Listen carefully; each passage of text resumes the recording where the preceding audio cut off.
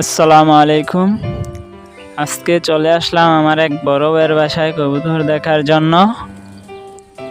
আপনারা সবাই জানেন বুড়িচং বামনপাড়ার ভিতরে সবচেয়ে জনপ্রিয় কবুতর হচ্ছে এই ময়নাঠোঁট কবুতর।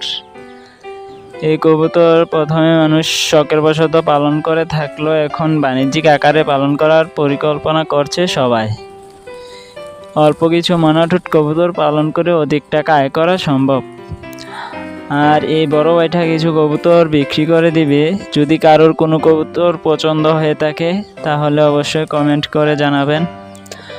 আর আমার ভিডিওটা যদি ভালো লেগে থাকে তাহলে অবশ্যই চ্যানেলটা সাবস্ক্রাইব করবেন। পুরোটা ভিডিও দেখার জন্য আপনাদের সবাইকে ধন্যবাদ।